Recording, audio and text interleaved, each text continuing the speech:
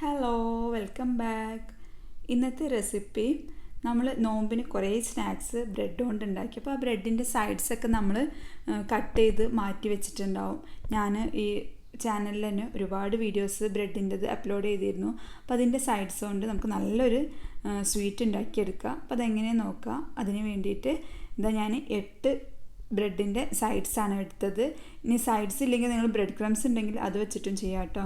അത് നന്നായിട്ടൊന്ന് പൊടിച്ചെടുക്കുക. നന്നായിട്ട് പൊടിക്കണ്ട, ഒന്ന് കുറച്ച് തരിയുള്ള രീതിയിൽ പൊടിച്ചെടുക്കുക. എന്നിട്ട് അതൊരു സൈഡിലേക്ക് മാറ്റി വെക്കുക. ഇനി ഒരു ബൗളിലേക്ക് 3 മുട്ട പൊട്ടിച്ച് ഒഴിച്ച് കൊടുക്കുക. 4 ടേബിൾ സ്പൂൺ പഞ്ചസാര ഇട്ട് കൊടുക്കുക. പഞ്ചസാര പൊടിക്കൊന്നും വേണ്ട, ജസ്റ്റ് ഒന്ന് ഇട്ട് കൊടുത്താൽ മതി. ഒരു നുള്ളിൽ ഉപ്പ്, ആ ഒരു മധുരം ബാലൻസ് ആവാനുള്ള ഉപ്പ്, 1 ടീസ്പൂൺ വാനിലയും കൂടെ ഒഴിച്ചിട്ട് നന്നായിട്ടൊന്ന് ബീറ്റ് ചെയ്തെടുക്കുക.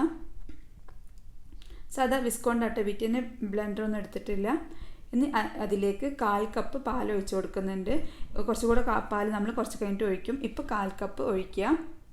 എന്നിട്ട് കുറച്ചായിട്ട് നമ്മൾ നേരത്തെ റെഡിയാക്കി വെച്ച ബ്രെഡ് പൊടിയില്ലേ, അത് ഫുള്ളായിട്ട് നല്ല ബ്രെഡ് ക്രംസ് പോലെ പൊടിച്ചെടുത്തിട്ടില്ല, വറുത്തിട്ടൊന്നുമില്ല. ജസ്റ്റ് ഒന്ന് ബ്രെഡ് ഇങ്ങനെ പിച്ചെടുത്താലും മതി, അല്ലെങ്കിൽ ഒന്ന് മിക്സിയിലിട്ടിട്ട് ഒറ്റ അടി അടിച്ചെടുക്കുക കേട്ടോ. അങ്ങനെ എടുത്തതാണ്. അത് കുറച്ചായിട്ട് ചേർത്ത് കൊടുക്കുക. എന്നിട്ട് നമ്മൾ ഈ ബാറ്ററിൻ്റെ ഒരു കൺസിസ്റ്റൻസി നോക്കുക. അപ്പോൾ കണ്ടില്ലേ, ഇങ്ങനെ ഒരു കൺസിസ്റ്റൻസിയാണുള്ളത്. ഇനി ഇതിലേക്ക് കുറച്ചുകൂടെ പാൽ, ഒരു 1/4 കപ്പും കൂടെ പാൽ ഒഴിച്ച് കൊടുക്കുക.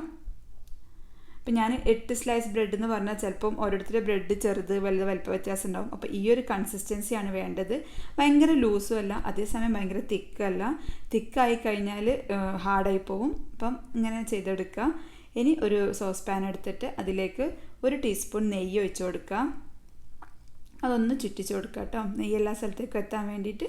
ഇനി നമ്മൾ റെഡിയാക്കി വെച്ച ബാറ്റർ ഇതിലേക്ക് ഒഴിച്ച് കൊടുക്കുക. ഈ ബാറ്റർ ഇങ്ങനെ നമുക്ക് സ്പൂണോട് കോരിടുന്ന രൂപത്തിലല്ല, പക്ഷേ ഭയങ്കര വെള്ളം പോലെയല്ല, ആ ഒരു രീതിയിലാണുള്ളത്. അത് ഇതിലേക്ക് ഒഴിച്ച് കൊടുക്കുക. എന്നിട്ട് അടച്ച് വെച്ചിട്ട് ചെറിയ തീയിലിട്ട് ഒന്ന് വേവിക്കുക. ഇനി ഇതിൻ്റെ മുകളിൽ ഒരു ഹാഫ് കുക്കായി കഴിഞ്ഞാൽ നമ്മൾ എന്തെങ്കിലും നട്ട്സ്, ഞാനിപ്പോൾ ബദാമാണ് ഇട്ട് കൊടുക്കുന്നത്, ഏത് നട്ട്സാണോ ഉള്ളത് അതിട്ട് കൊടുക്കുക. ഒന്ന് എണ്ണയെ വറുത്തിട്ടിട്ടാൽ ഒന്നുകൂടെ ടേസ്റ്റ് കൂടും. ഇപ്പോൾ ഇത് ചിലപ്പം അധികം ആളും ചെയ്യുന്നത് തന്നെ ആയിരിക്കും, നമ്മളൊക്കെ പണ്ട് മുതലേ ചെയ്യുന്നൊരു റെസിപ്പിയാണെന്ന് അറിയാം. പക്ഷെ അറിയാത്തവർക്ക് വേണ്ടിയിട്ടാണ് ഞാനിത് ഷെയർ ചെയ്യുന്നത്. ജസ്റ്റ് ഒന്ന് ടൂത്ത് പിക്ക് കൊണ്ട് കുത്തി നോക്കുന്നുണ്ട്. അപ്പോൾ ഇത് റെഡി ആയിട്ടുണ്ട്. ഈ സൈഡിൽ നിന്ന് ഇങ്ങനെ വിട്ട് വരാനും തുടങ്ങും. ഇത് നന്നായി ചൂടാറിയതിന് ശേഷം മാത്രം പാത്രത്തിൽ നിന്ന് എടുക്കുക, അല്ലെങ്കിൽ എടുക്കുമ്പം പൊട്ടിപ്പോവും.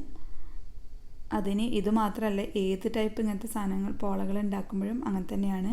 അപ്പോൾ ഇത് ഭയങ്കര സിമ്പിളാണ്. നമ്മൾ ഒഴിവാക്കുന്ന ആ ബ്രെഡിൻ്റെ സൈഡ്സ് വെച്ചിട്ട് നമുക്ക് നല്ല ഈസി ആയിട്ട് ഉണ്ടാക്കാൻ പറ്റുന്ന ഒരു റെസിപ്പിയാണ്. ഇപ്പോൾ കണ്ടോ, സൈഡ്സ് ഒന്നും കരിഞ്ഞിട്ടില്ല.